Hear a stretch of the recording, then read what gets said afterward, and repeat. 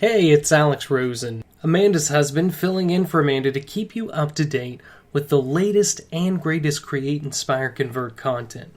Today, I'm going over a topic that is on the mind of many a business owner during this time: consumer buying behavior. I'll be going over the 4 major buying behaviors and what you can do to find success with customers in each category. Welcome to Create, Inspire, Convert, a podcast for business owners and marketers who are looking to deepen their knowledge about creative and experience-focused online marketing. I'm your host, Amanda Rosen. Let's get to this week's episode. So, all of us had to adjust a couple of months ago, and even now, we're pivoting our strategies and adapting to a different climate. Even in the shift to reopen, in some industries, there is so much to consider in terms of what our customers are thinking. Today, I'm specifically going to cover the 4 consumer buying behaviors and how we should be considering them right now. This is an evergreen topic that shouldn't be confined to this period of our history, so if you haven't considered these aspects of your customers, now is the time.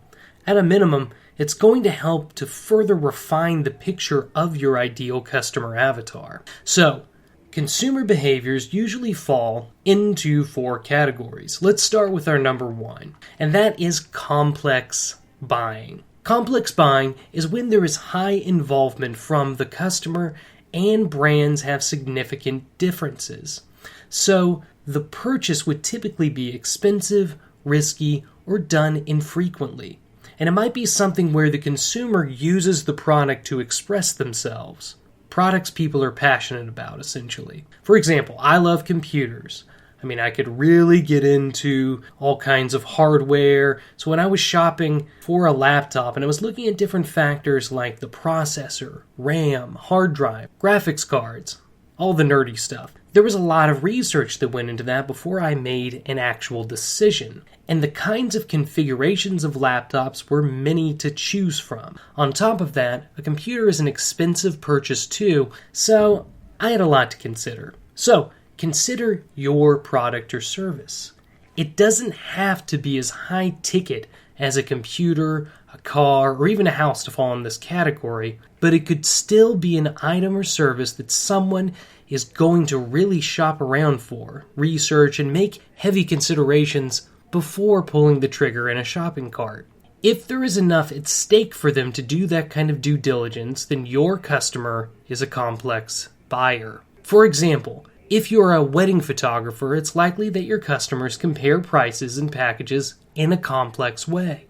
Or if you are in the health and wellness area and you do a full workout or diet plan, your customers might research routines and your suite of services and compare them to others in that competitive space to see what clicks and works for them.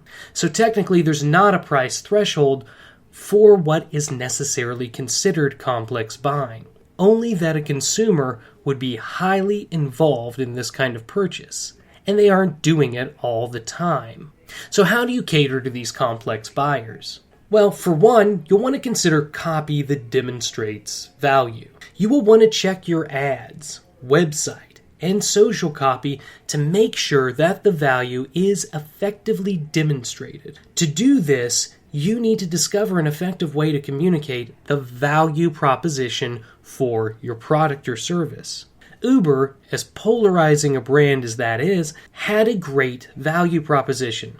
The smartest way to get around. Download the app, a few taps to get the car coming to you, the driver knows where to go, and then you have a cashless payment. Their tagline used to be everyone's private driver. But if you've ever taken an Uber, you know it's not like Alfred rolling up from Wayne Manor in a Rolls Royce. You get an Uber because you want to get somewhere easily. So their tagline changed to get there. And their ad copy centers around the Uber experience being a transportation staple in people's lives. Simple as that. Another thing you could do to cater to complex buyers is comparison grids. So if you have several key competitors in a highly contested space, sometimes a comparison grid of your services with all checks versus theirs with less checks helps to visualize the difference. And if you don't want to call out a competitor, then it can certainly be you in column A and something vague like other people's products or the competition in column B. Another way to work with these complex buyers is testimonials. So these would be authentic customer quotes, case studies, reviews. All of these things speak to the value of your product from the viewpoint of an objective outsider. It's like the mannequin in the window, essentially, where a customer can envision themselves in the place of the person providing this testimonial, with all their success because of your product or service. They are one of the best ways to garner social proof. If this person can do it, then why can't I? Statistics would be another way to capture complex buyers. Sometimes stats, maybe in a visual manner like an infographic, can further help sell a complex purchase. Gather a healthy amount of data and put it up on your site. Use it in your ads and show something dramatic with it. But just remember, it has to be enough to grab attention if someone is scrolling along a page or social platform. Let's move on to the next buying behavior, and that is habitual buying. So this is kind of the opposite of complex buying. With habitual buying, there is low involvement from the customer and few differences between brands. It's something you buy frequently, and it doesn't cost a lot. For example, think of picking up some Oreos or some Oreo-like cookie for the kids out of habit because that's your go-to cookie type. You've probably seen those knockoff brands named really on-the-nose things like Cream Betweens and Twist and Shouts. We get it, you're a cheap Oreo, quit being quirky. But I'm not going to Google and compare cream sandwich-based cookies, the consistency of the cookie, and how good it soaks up milk. My apologies to those few cookie enthusiasts listening right now, but it's a sandwich cookie. That's an autopilot raked into the shopping cart, particularly if it's Oreos. Some other good examples would be bread, milk, salt, Band-Aids, etc. Now, as a small business, you might indeed have some products or services that fall into this category. For a physical product, say you sell some kind of general low-cost supplement, the likes of which is found in other capacities elsewhere. But if you do sell something more in the habitual buying realm, it's likely that you sell something that is a subscription service. Lawn care, cleaning service, really any kind of membership that's regularly billed. You want your service in this case to be something they use regularly and out of habit. Now, there is an element of complex buying here as well, because people do compare subscriptions, but once you have someone hooked, well, it can become habitual. High customer loyalty and repeat customer behavior essentially turn the gear of habitual buying behavior. To get high customer loyalty, that involves upping the game on your customer service, building community, getting in communication with your customers on social, and fostering relationships with them. Repeat behavior comes from being something they go back to regularly because of your consistent presence in their lives. So make sure to stay present on your social platforms, create new blog content, YouTube content, wherever you are present and engaging your audience, continue to do it. Let's go back to the Oreo cookies. Now, no one's expecting a small business to be the next Oreo cookie brand, but note how they will post new recipes using Oreos to Twitter, have polls up voting your favorite Oreo special flavor or what the next flavor will be. If you want to become a business that people go to out of habit, then you need to show up and be present. We all can't be distributed in stores across America, but we can show up regularly where our customers are, from Facebook groups to Instagram. Now, the third consumer buying behavior moving along is dissonance reducing buying. And this is where a customer is going to be highly involved in the purchase, but they might see little difference between brands. In this scenario, the customer will purchase a product that might be expensive, infrequent, or risky, but choose something possibly because of price or convenience instead of legit differences. The dissonance occurs if the customer worries afterward that they made the wrong choice, so that is buyer's remorse. after sales discomfort. That sounds like they need Pepto-Bismol. But they may get this from noticing certain disadvantages of the product that they maybe didn't see before, or they're hearing good things about another brand. So after the purchase, they reduce that by seeking further confirmation that they made the right choice by looking at things like rankings and recommendations.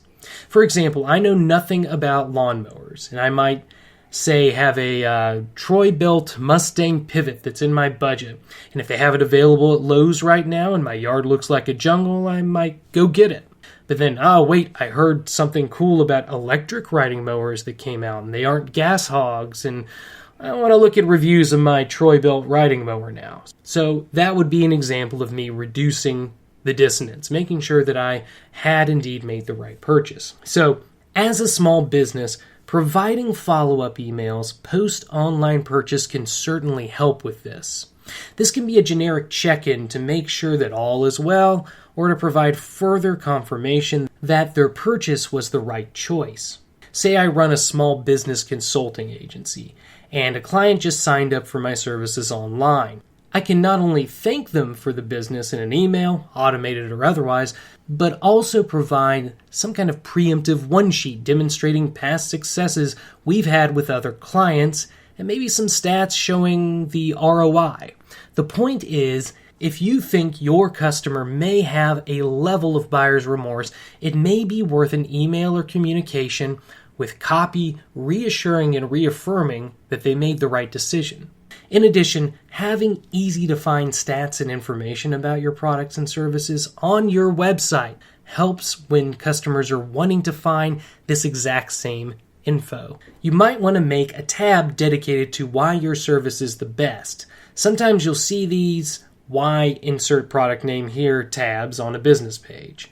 Make it easy for customers to locate. The last thing you want is a lack of validation and a refund request. Let's wrap up with the fourth consumer buying behavior, and that is variety-seeking buying. Now, this is where customers do perceive significant differences between brands, but are not involved in the purchase. The cost of switching products around is so low that the customer may, even out of boredom or excitement, move to another brand just to try out something new. For example, maybe you love going to different local coffee shops. Variety may keep you moving around, and it doesn't cost that much to try coffee out somewhere else. Or let's say you're in a liquor store and you're checking out cheap wines. Same thing, it's fun to try something different and it doesn't break the bank. So you will see this if you sell a low-cost product or service for sure. People will pop in and pop out just as quickly. To eliminate this, that goes back to establishing that brand loyalty we mentioned, becoming the habit instead of the test run. So variance-seeking buying is generally a fairly undesirable behavior unless you are the challenger in this situation and not the market leader. If you are this challenger and you're wanting your product or service to take market share from someone else, then you'll want to steer customers to seek variety and actually try you out. So how can you incentivize this? Lower prices, deals, coupons, free samples, service trials, and just add copy that breaks the cycle of habit. Stand out in contrast to the competition. Not just iterate and copy the same kinds of pics and verbiage. Emphasize your superiority. So I might say if I'm a real estate agent, tired of the same old pushy real estate agents, simply out for a commission? Are you wanting a real advocate for your best interests? Try out Alex Rosen, an agent with a heart for clients and a mind for the best real estate on the market. Or, are Oreos getting bland? You want to fancy up your sandwich cookie game? Try Alex's Fancy Cookies. Luxury for your sweet tooth. I would never seriously take on Oreos, though. They're the champ, so never mind. But inversely, if your aim is to guard your existing customers against the challengers, right, against the competition, then providing variety within your own product, service, or suite allows them to switch between items within the scope of your business rather than going elsewhere. If I was a graphic designer, I would have a variety of different services or packages instead of only web design. I might offer logo design, web design as well, but then also maybe doing an audit of existing sites or e-courses on web design using the Adobe suite. A customer might not want me for a logo after I'm done doing that for them, but they might move on to some other kind of service from me if they like what I did for them before. Or maybe you're a caterer. You clearly offer different styles of food in your catering service besides American and Italian, and you might even offer table and chair decoration services.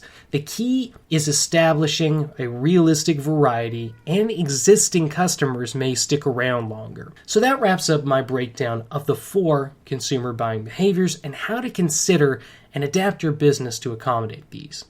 Not all of these behaviors are going to be exhibited by your customer segment in equal amounts, but you can bet that a few of them will be there. I suggest figuring out what is maybe the most commonly seen for your business, or what may be a pain point to address, and focusing there first. Say you're getting a lot of refund requests. Then you might be running into dissonance reducing buying and you need to address that. If you sell something medium high ticket and you know your space has competition, you need to consider how to differentiate yourself in the complex buying process. I hope this was a new and useful perspective for you to take. Often we feel we may not know our customers as well as we would like, but with some careful thought and analysis, we can help adjust our business practices to speak to them in ways we haven't before. Amanda will be picking up with episodes next week, and I'll see you the next time she lets me fill in.